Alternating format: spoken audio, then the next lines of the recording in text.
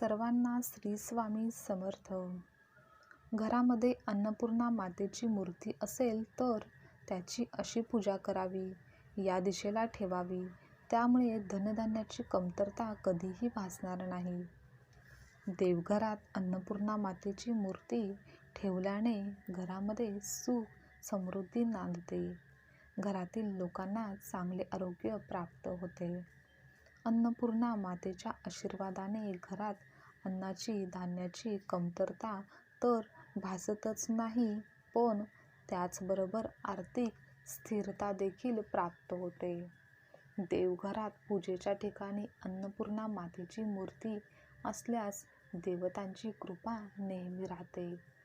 बऱ्याच व्यक्तींच्या घरामध्ये देवघरात अन्नपूर्णा मातेची मूर्ती असते, पण त्यांना हे माहीत नसते की ती मूर्ती कशी ठेवायची असते, मूर्ती कोणत्या दिशेला ठेवायची असते, मूर्तीची पूजा कशी करायची असते. तर या सर्व गोष्टींची सविस्तर माहिती आज आपण पाहणार आहोत. तर देवघरात अन्नपूर्णा मातेची मूर्ती अशीच फक्त ठेवून देऊ नये, तर मूर्ती ठेवण्यासाठी एखादी छोटी वाटी किंवा मग प्लेन छोटी प्लेट घ्यावी. त्यानंतर त्या मूर्तीच्या आधी तांदूळ किंवा गहू भरून ठेवावेत आणि त्यावर अन्नपूर्णा मातेची मूर्ती ठेवावी. त्यानंतर मातेची विधिवत पूजा करायची आहे. हळद कुंकू धूप दीप दाखवायचा आहे व पूजा करायची आहे, प्रार्थना करायची आहे. अन्नपूर्णा माता ही धनधान्याची देवता आहे, म्हणूनच मातेची मूर्ती कोणत्याही धान्यावर ठेवल्याने त्याचा शुभ परिणाम होत असतो. अशी पूजा रोज मातेची मनोभावे करायची आहे.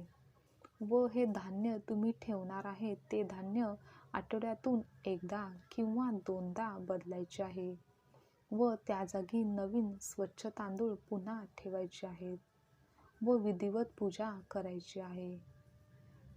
हे धान्य जे तुम्ही आधी काढलेले आहे ते धान्य आपल्या धान्यामध्ये मिक्स करायचे आहे. म्हणजे मग अन्नपूर्णा मातेचा आशीर्वाद प्राप्त होऊन घरामध्ये नेहमी अन्न धान्यामध्ये बरकत राहील. त्यामधील थोडे धान्य तुम्ही पक्ष्यांना देखील खाऊ घालू शकता. त्याचप्रमाणे अशाच प्रकारे अन्नपूर्णा मातेची विधिवत पूजा करून मातेचा स्तोत्र देखील पठण करायचा आहे. पूर्ण भक्तीने श्रद्धेने मातेला नमस्कार करून आशीर्वाद घ्यायचा आहे.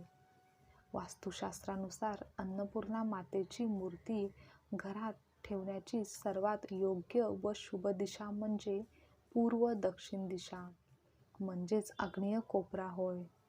कारण या दिशेला सर्व देवतांचे अस्तित्व असते. म्हणून या दिशेला अन्नपूर्णा मातेचा फोटो किंवा मूर्ती ठेवणे शुभ समजले जाते. त्यामुळे घरामध्ये सुख समृद्धी नांदते. अन्नपूर्णा मातेची नियमित पूजा पाठ केल्याने घरातील नकारात्मक ऊर्जा नष्ट होते व वास्तुदोषही कमी होण्यास मदत होते. त्याचप्रमाणे बरेच जण अन्नपूर्णा मातेची मूर्ती स्वयंपाकघरात देखील ठेवतात. त्यामुळे सुद्धा घरामध्ये नेहमी अन्नधान्य भरलेले राहते व त्या कुटुंबावर अन्नपूर्णा मातेचा आशीर्वाद नेहमी राहतो.